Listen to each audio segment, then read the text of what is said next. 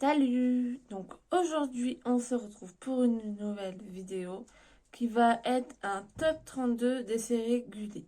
Donc j'avais déjà tourné cette vidéo mais j'étais pas fan du rendu. En plus j'avais oublié d'un dessin animé donc j'ai préféré la retourner. Donc voilà, c'est parti. Donc pour le numéro 32 qui est Telmo et Toula, une petite émission avec deux personnages, donc Telmo et Toula, qui nous apprennent la cuisine. Alors c'est très sympa comme petite émission, un dessin animé qui m'a un peu aidé à être attirée par la cuisine. Voilà. Numéro 31, c'est Raymond, donc étourdi, un peu maladroit, un peu malchanceux, on va dire. Mais il est entouré d'une bonne bande de copains et voilà. Numéro 30, c'est Robinson Crusoe. Donc en fait, c'est une parodie de Robinson Crusoe. C'est une série québécoise qui parle donc d'un journaliste qui fait semblant d'être naufragé sur une île, sauf qu'un autre journaliste va découvrir la supercherie et va tout faire donc pour le faire tomber. C'est un dessin animé qui est drôle, voilà, sans plus. Je dois avouer que j'ai pas beaucoup de souvenirs de ces dessins animés-là, c'est pour ça qu'ils sont numéro 30 ou 32, c'est pas parce qu'ils sont nuls ou quoi que ce soit, c'est juste que c'est pas des dessins animés qui m'ont spécialement marqué. Je les ai regardés, mais sans plus, quoi. Numéro 29, c'est Patate et Dragon. Donc, c'est l'histoire du roi du village des patates, qui s'appelle le roi des patates. Et en fait, il y a un dragon qui menace son village. Et du coup, il promet sa fille en mariage aux chevaliers qui arriveront à faire partir le dragon.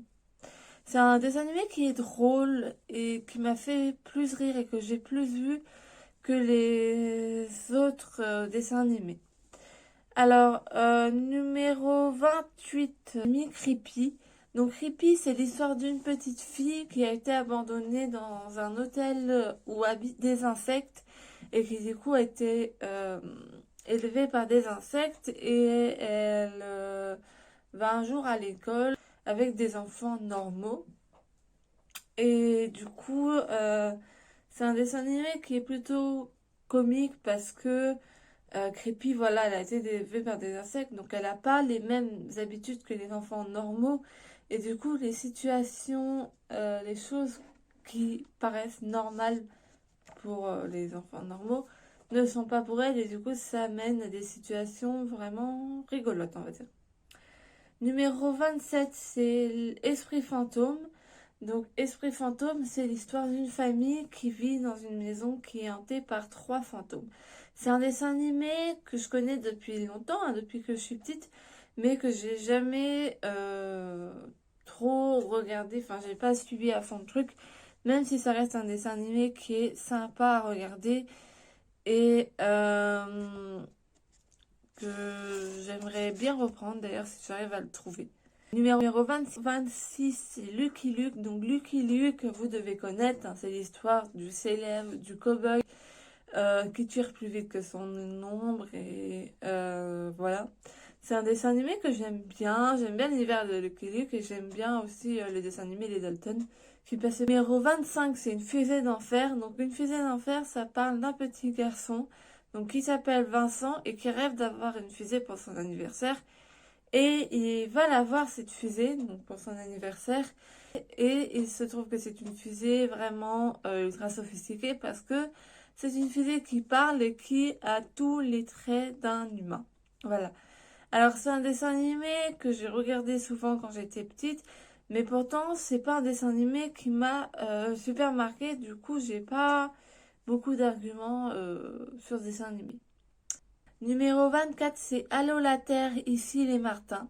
C'est un dessin animé qui parle d'une famille, donc la famille Martin, qui va en vivre sur la station spatiale Crash. C'est un dessin animé que j'ai pas regardé beaucoup quand j'étais petite, mais je me souviens que j'aimais bien ce dessin animé. En fait, c'était un dessin animé vraiment drôle, je trouve. Si j'arrive à le retrouver, je pense que je recommencerai à le regarder. Parce que c'est vraiment un dessin animé que j'aime bien.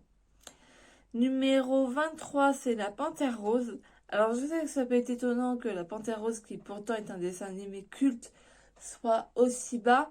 Mais la raison, c'est que bon, c'est un dessin animé qui est sympa, hein, je dis pas le contraire, c'est sur une panthère et sur les aventures de cette panthère. Plus tard, il y a d'autres personnages qui rejoignent. On a le Manoir, on a la fourmi. Mais bon, ça reste un dessin animé que j'aime bien quand même, mais qui n'est pas aussi marquant que d'autres. Numéro 22, c'est Woody Woodpecker. Donc pareil, c'est un peu le même style, hein. C'est les aventures d'un pivert. C'est un dessin animé qui est drôle, voilà, mais qui pour moi mérite pas d'être plus bas, d'être plus haut. Après, ça reste mon classement, hein. Si vous voulez faire votre propre classement dans les commentaires, n'hésitez pas. Au 21, c'est Jeanne et Serge. Attends. Jeanne et Serge, c'est l'histoire d'une jeune fille donc, qui s'appelle Jeanne et qui intègre l'équipe de volleyball et elle tombe sous le charme de Serge. Donc c'est un animé japonais. Je ne l'ai pas regardé beaucoup, mais c'est vraiment un animé pourtant qui est dans mes coups de cœur au niveau des animés, tout ça. C'est vraiment... numéro 20, c'est Le Secret de Sabrina. Donc, j'ai d'abord découvert ce dessin animé sur TF1. Et puis, il est arrivé un peu plus tard sur Gulli. Donc, c'est comme Sabrina l'apprentie sorcière. C'est l'histoire de Sabrina, donc qui a 16 ans, qui est une sorcière. Il y a néanmoins quelques différences avec Sabrina l'apprentie sorcière. Mais j'en parlerai puisque je ferai une vidéo dédiée à l'univers de Sabrina. Voilà, en parlant de la dernière série en date, qui m'a pas plu plus que ça, mais encore une fois, j'en parlerai dans la vidéo dédiée. C'est un dessin animé qui est très sympa, que j'aime beaucoup regarder. Numéro 19, c'est Toupou. Donc Toupou, c'est l'histoire d'une jeune fille donc, qui s'appelle Toupou. C'est l'histoire d'une petite... C'est l'histoire d'une petite fille qui s'appelle Toupou et qui vit dans le parc de Central Park, dans les arbres. Et elle est amie avec je crois, qu'il s'appelle Norman, le fils du maire de Central Park. Je suis pas sûre. Je vous mettrai la correction ici si je me suis trompée. Si je me suis pas trompée, il n'y aura pas de correction, hein. Et on suit leurs aventures tout simplement. C'est un dessin animé un peu, c'est un dessin animé un peu de confort, si je puis dire. Je veux dire que ça ne me dérangerait pas en fait de le re-regarder aujourd'hui. Alors c'est pas non plus mon dessin, il fait pas partie non plus de mes dessins animés préférés. La preuve, il n'est pas dans le top 10. Mais c'est un dessin animé que j'aime bien quand même. Numéro 18, c'est Tom Sawyer. Alors Tom Sawyer, pareil, ça fait partie des dessins animés cultes. Nos parents connaissent, nos grands-parents connaissent un petit peu. Je sais pas si vous connaissez. Mais en gros, c'est l'histoire d'un jeune garçon qui s'appelle Tom Sawyer et il n'aime pas l'école. Et lui et son ami Huckleberry Finn vivent plein d'aventures à chaque épisode. C'est vraiment, comme je l'ai dit, un dessin animé culte, hein. C'est un dessin animé qui m'a marqué. Voilà, donc numéro 17, c'est l'histoire sans fin. Donc je ne sais pas si vous connaissez, mais c'est quand même assez connu, l'histoire sans fin. Il y a des films dessus, je crois qu'il y a plusieurs films, hein, même si j'en ai vu que un pour ma part. Il y a une série aussi, je crois, je suis pas sûre pour ça. Il y a le... Et donc l'histoire sans fin, ce dessin animé, ça parle de Bastien. Donc c'est un jeune garçon qui est passionné par les livres et qui un jour dans une bibliothèque tombe sur un livre magique qui le transporte dans le monde de Fantasia et donc dans l'histoire sans fin. Et il doit sauver l'enchanteresse donc, du royaume. C'est vraiment un dessin animé que j'aime énormément. C'est un dessin animé qui est très beau. Je vais pas mentir. Mais il y a d'autres dessins animés en dessous de lui, pour moi. Même si c'est un dessin animé qui est très beau. Mais il fallait faire un choix, donc je l'ai passé là, quoi. Numéro 16, c'est Les Rats, donc dessin animé français, dessin animé culte encore pour beaucoup de personnes, avec Eric et Ramzy en voix. Donc ça parle de rats, donc Rapido et Erasmo, qui sont passionnés par la vitesse euh, et qui vivent dans un cargo. J'adore aussi le Gouda, c'est un cargo qui a plein de fromage. Et ils doivent faire attention à pas se faire choper par les membres du bateau, quoi. Honnêtement, je sais plus comment ça se termine. Ensuite, numéro 15, c'est Galactic Football. Alors, Galactic Football, c'est un dessin animé qui, il me semble, est français. Mais j'éviterai de dire des conneries. Mais je suis pas sûre, donc il y aura pareil une correction quelque part vers là si je me suis trompée. Qui parle donc de jeunes qui vivent, je crois, dans un futur lointain. Où pour vivre, on utilise donc le fluide. Il est aussi utilisé pour jouer au football. Donc c'est un dessin animé qui parle de foot. C'est un dessin animé où les dessins sont très beaux, hein, qui est très intéressant comme dessin animé. Mais je ne l'ai pas vu beaucoup quand j'étais plus jeune, mais ça ne me dérangerait pas de le regarder aujourd'hui. Numéro 14, c'est un dessin animé encore culte, puisque c'est l'Inspecteur Gadget. Donc Inspecteur Gadget, ça parle d'un inspecteur un peu loufoque qui a tout un tas de gadgets et qui enquête pour déjouer les plans du machiavélique Dr Mad avec sa nièce Sophie et je crois que son chien s'appelle Fido. Si je me suis trompée, je mettrai le prénom du chien, mais je crois que c'est Fido. Et donc il enquête pour déjouer ses plans. Donc c'est un dessin animé qui est culte, c'est un dessin animé qui me fait rire.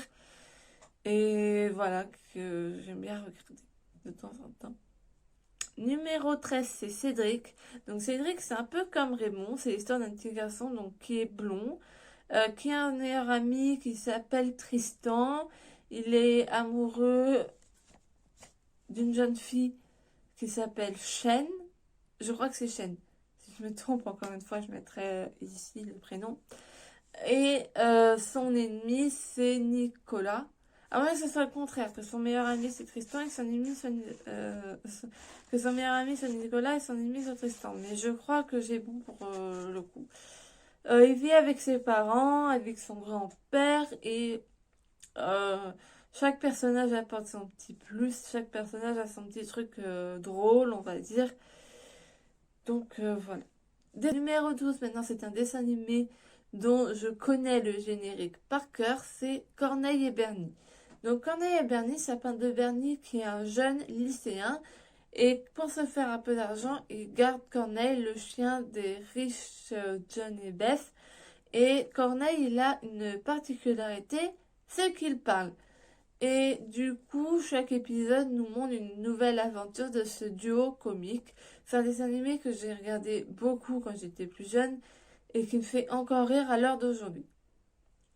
Numéro 10 et 11, donc ces deux dessins animés en même temps, c'est tout simplement parce que ils font partie du même univers. Donc c'est tout simplement en numéro 11, il était une fois l'homme et en numéro 10, il était une fois la vie.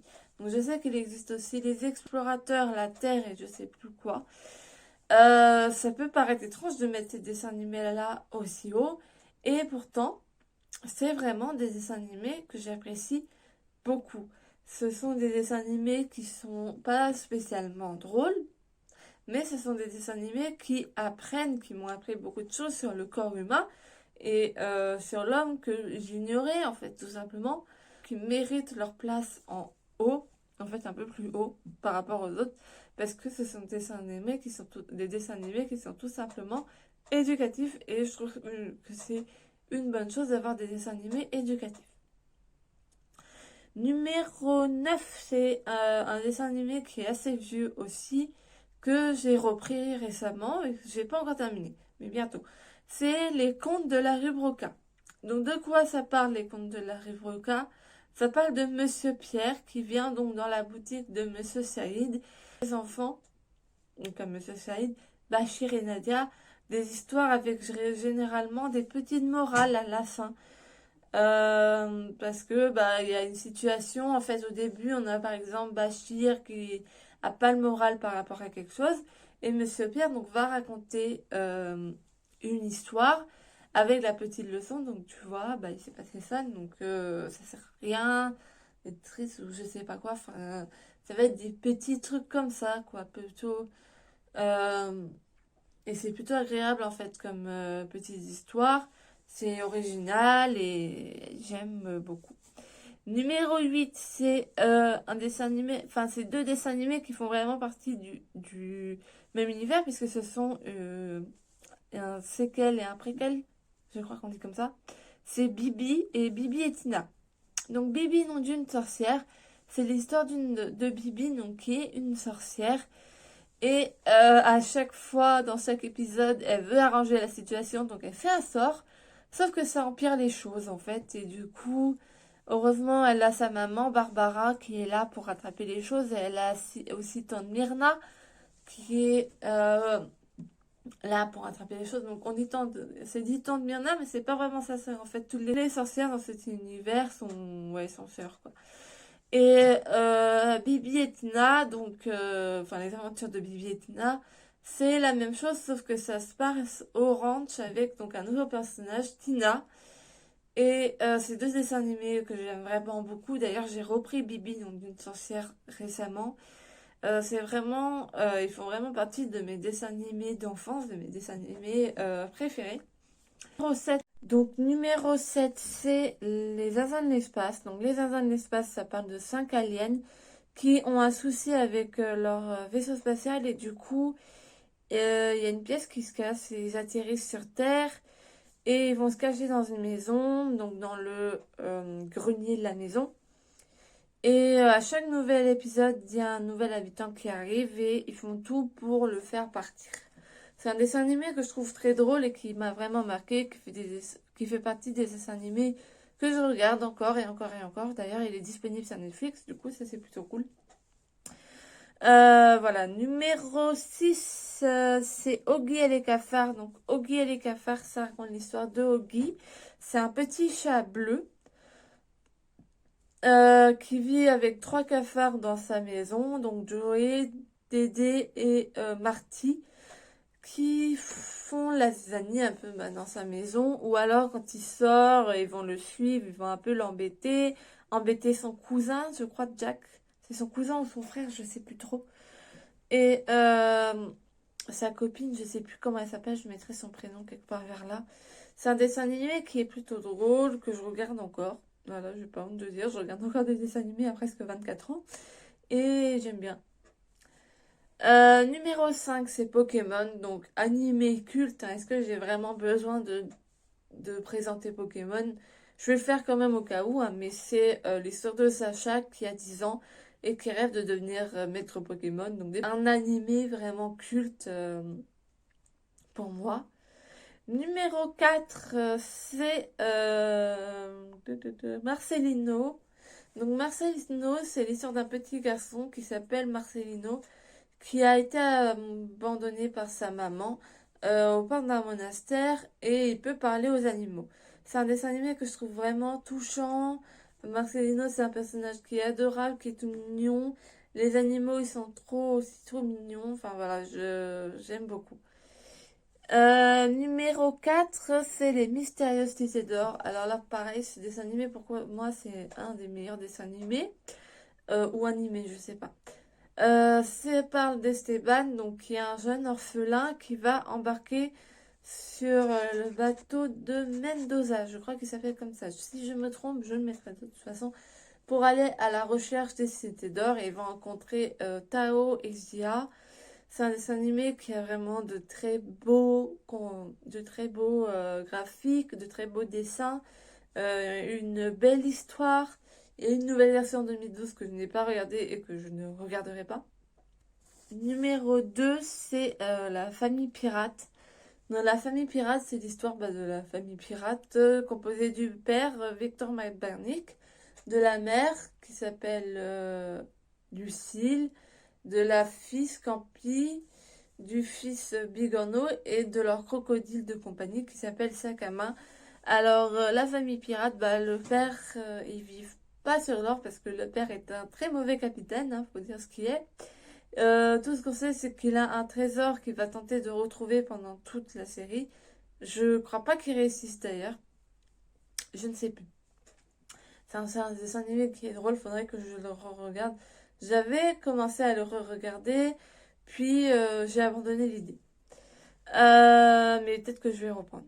Numéro un, c'est vraiment mon dessin animé préféré. C'est Foot de rue.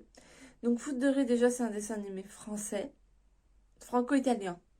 Foot de rue, c'est un dessin animé que de jeunes qui sont passionnés de foot. Et ça, de foot, mais de foot dans la rue. Et ça, qu'ils soient riches, qu'ils soient pauvres, que c'est des parents, qu'ils soient orphelins, que peu importe, en fait, ils sont réunis par la passion du foot. Et c'est vraiment un dessin animé que j'adore. J'aime beaucoup les valeurs qu'il y a dans ce dessin animé parce que si vous regardez le dessin animé, vous vous rendez compte qu'il y a beaucoup de valeurs. On s'en rend compte notamment dans la saison 2, il y a un dessin animé, il y a un épisode qui m'avait marqué. En fait, c'est un épisode où ils vont au Brésil aider le personnage de Zanguesino qui a son père qui est malade, qui a pas assez d'argent pour être opéré. Et du coup, ils vont l'aider. Et c'est vraiment un épisode que j'adore, que je trouve hyper touchant. Les saisons 3-4 sont les saisons que j'aime le moins. Et on parlera pas de foot de rue extrême. Non, non, non. Déjà, la saison 4, on va pas en parler. Parce qu'on s'attendait à quelque chose. Et finalement, bah, c'est pas terrible. Et on parlera pas non plus de foot de rue extrême. Voilà, donc c'est tout pour ce top. N'hésitez pas à me dire ce que vous en avez pensé. N'hésitez pas à faire vos propres tops dans les commentaires. Je vous fais des bisous et je vous dis à très bientôt.